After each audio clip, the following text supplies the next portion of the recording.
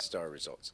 I'd already given you all the high school results last week, but we are now releasing the HISD 3rd through 8th grade STAAR results, and we're not going to be giving you the state results because those are embargoed till Friday, okay? All right, so the preamble is very similar to what I gave you before, which is we believe the STAAR exam is a valid and reliable indicator of student proficiency. Having said that, it's only one snapshot in time. We use other data, like NWA data, to really assess the progress of our students. So all of these things are important and data points that will help us gauge how proficient our students are. The second thing is eventually you will get does not meet, approaches, meets or exceeds, and masters, right? So that is how students are assessed. We focus on meets or exceeds because that is the proficiency bar. Meet grade level expectations, that's where you're proficient. Approaches masks changes in meets or exceeds because approaches includes the meets and exceeds number. So if you just look at approaches, you can't tell how well a district or a school did. So we look at meets or exceeds. And then, you know, the question of how good is a score, or what makes a good score. And you can see here, we think 3 points at a district this size, 3 percentage point difference from last year to this year is really good. More than that, better, of course, and then 1 or 2 points is satisfactory.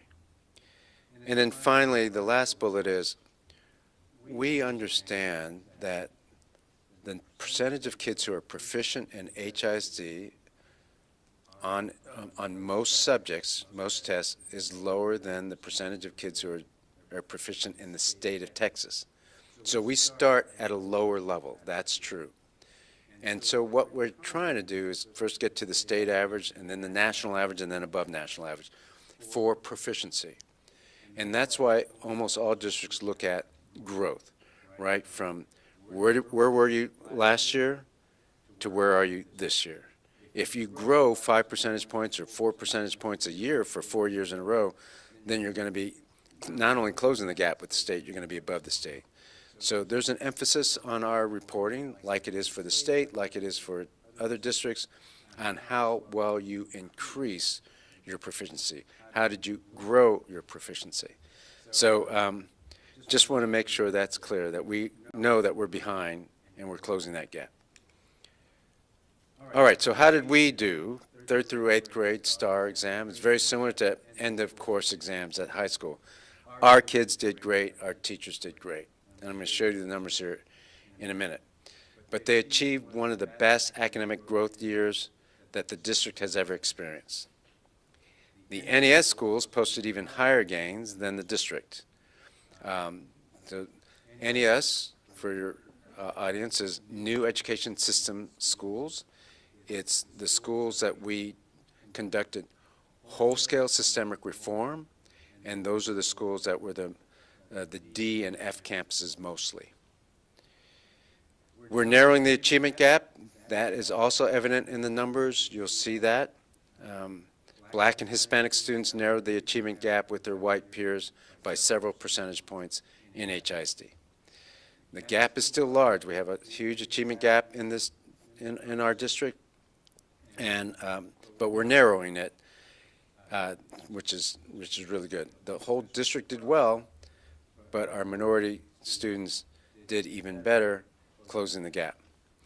So these results, the last thing I'll say by way of preamble before I give you the scores, is that these results far exceed expectations for year one growth.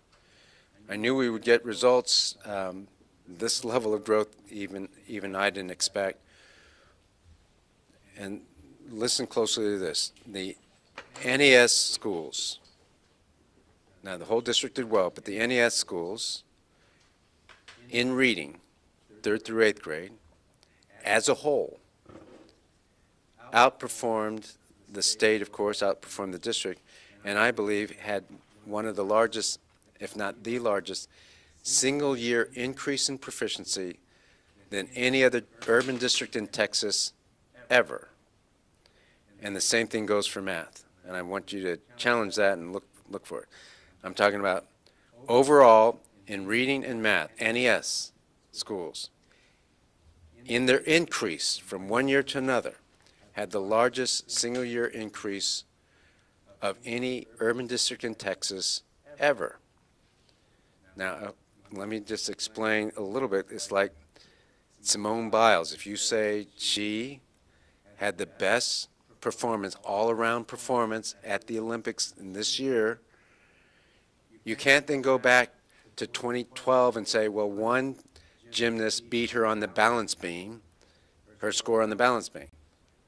And then in 2017, another gymnast beat her score on the floor routine. Well, I'm talking about overall, score at, so you look at several different events. Overall, she did the best. Doesn't mean that she did the best in every single event ever. You follow me?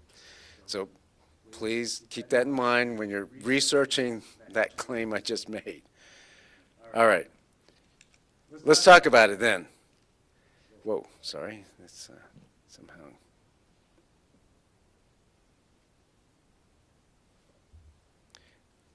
All right. Try to expand that for you. But HISD scores that first colored column.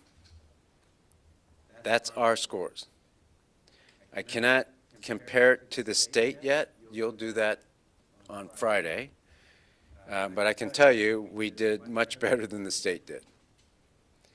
And if you look at those are all exams in the high schools. There are 15 exams here. There are 5 in the high school.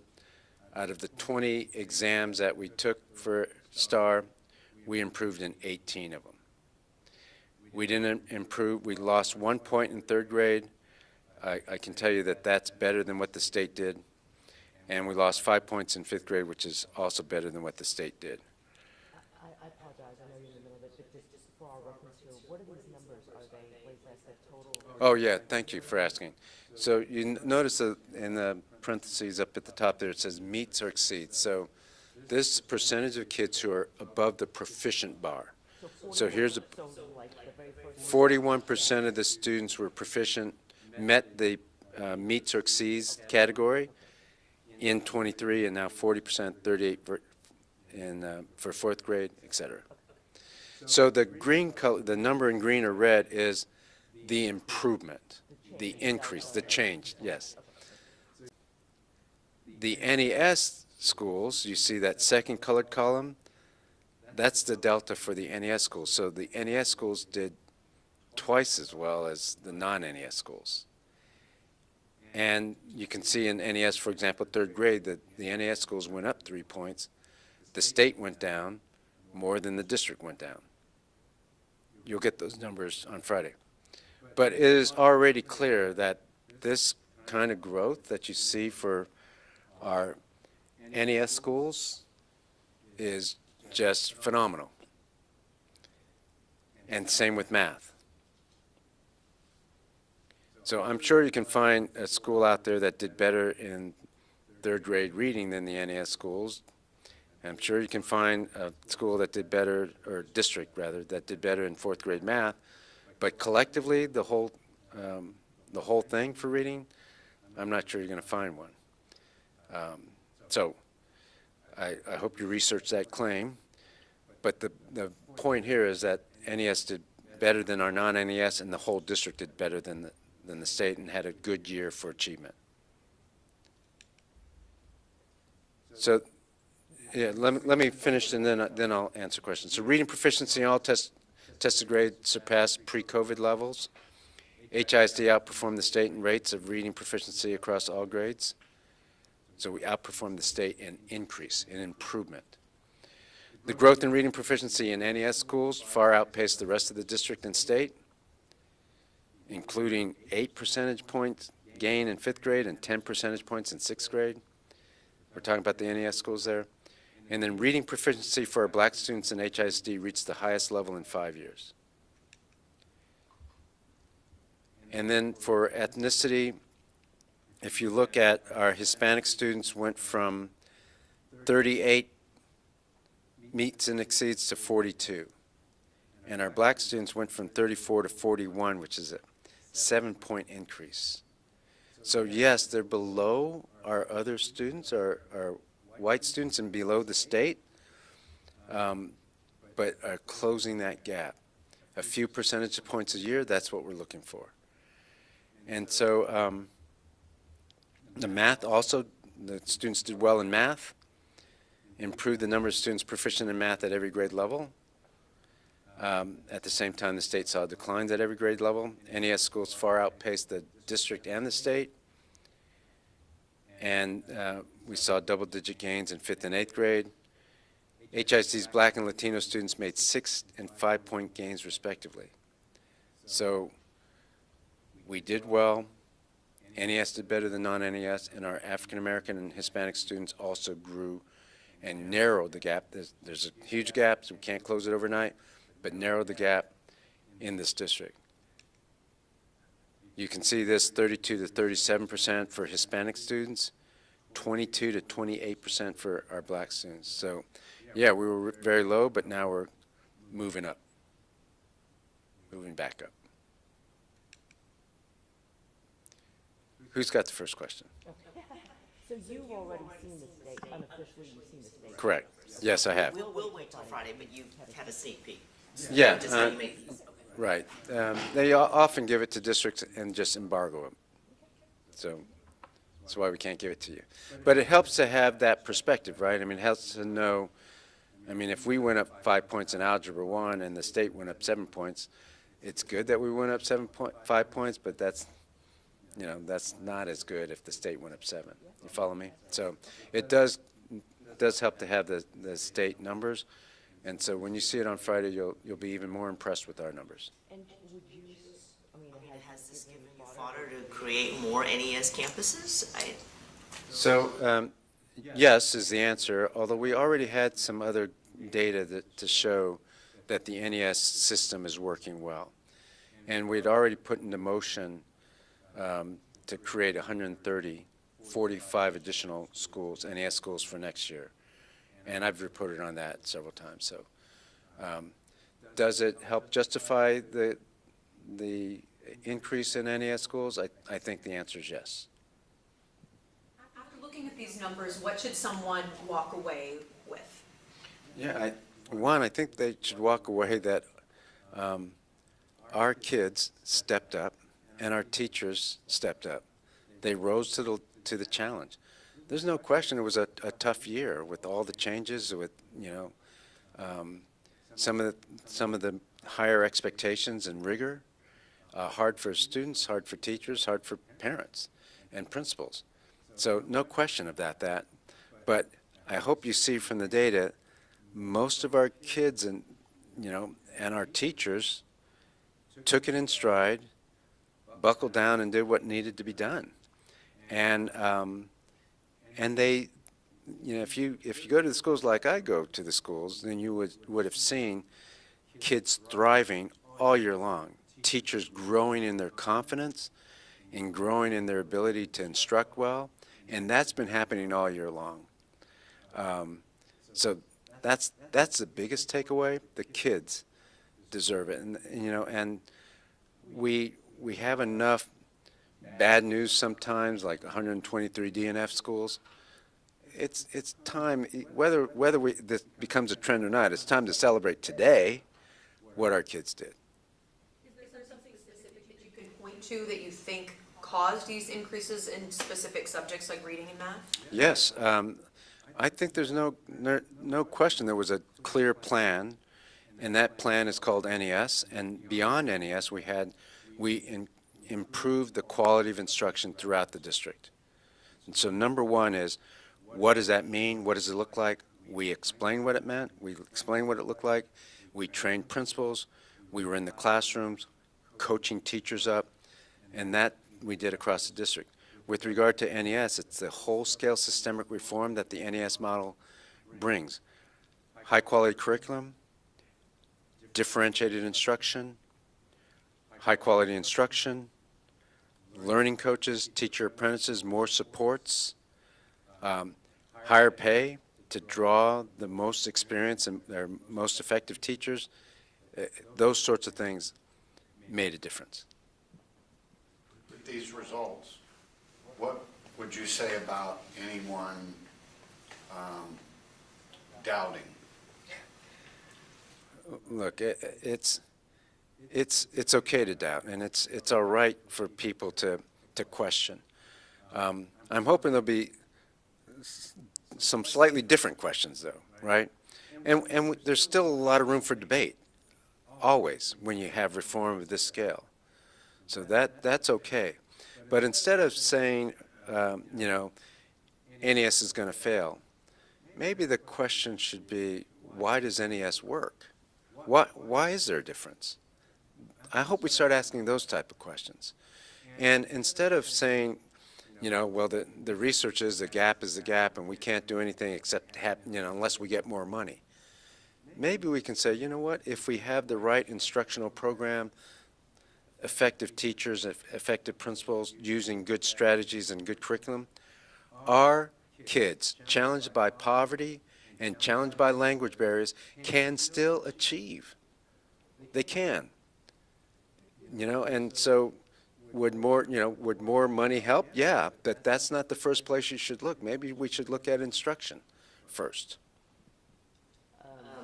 But just sort of dovetailing on that question, I guess, no secret, there's been a group of hardcore critics, you and NES. Do you think that that's going to assuage them, these results? Look, I know this. I don't know is the answer to the question, and I suspect there will always be some folks who are mad at the intervention and are going to stay mad at the intervention. You know, that's their perspective, that's their right. What I do know is this.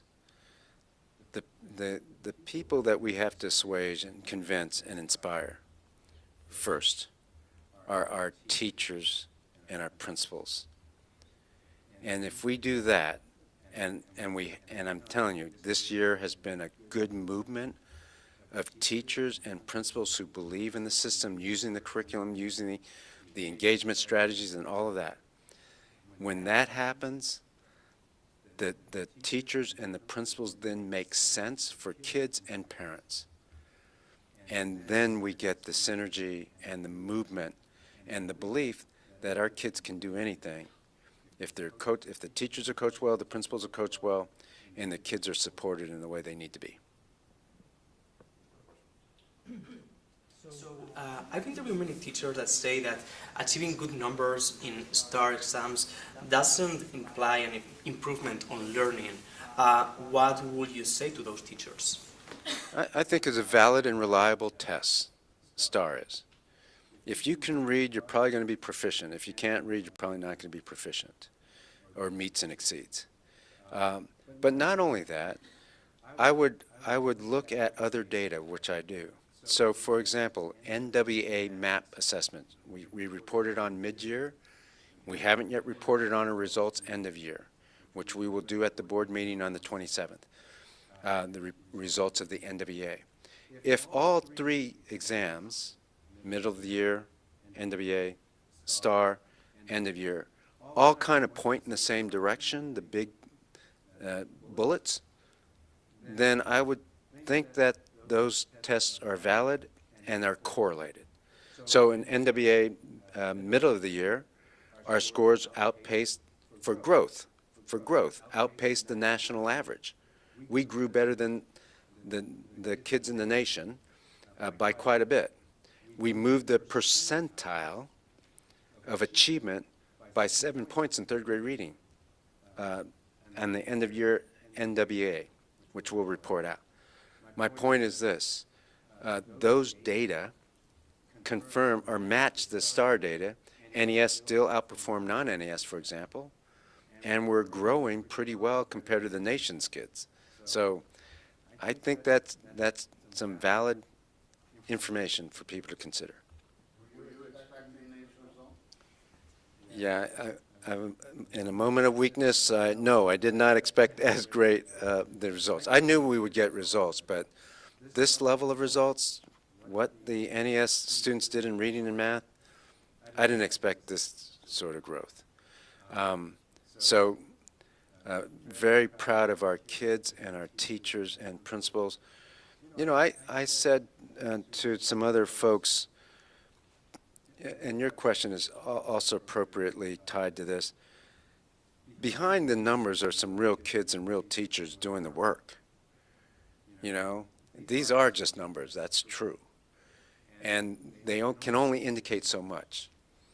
But when you look at schools and you look at teachers and kids, what's happening in the schools, then you see what's really happening. And all the critique and all the numbers don't make up for what's happening. Let me show you one slide, or one set of data that may emphasize that point.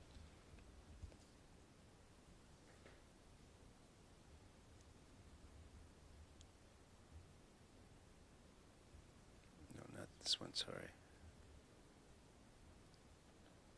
Sorry, let me get it. I got it right here.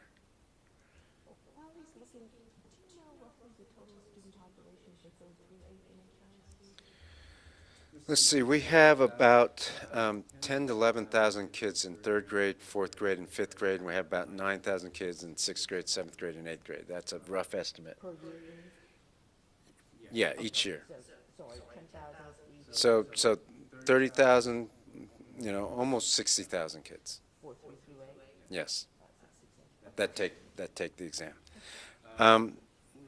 Here's what I was trying to talk to you earlier about. Oh, it's unplugged?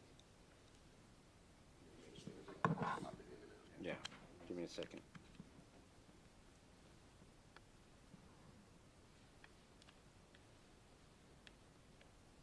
There we go, hold on. Give me a second, guys.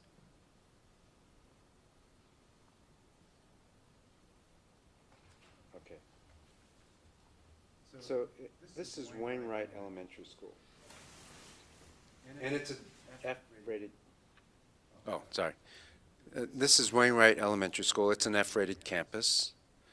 And they've been struggling for a while. They moved up in 22-23 school year. You can see the scores, and I highlighted them.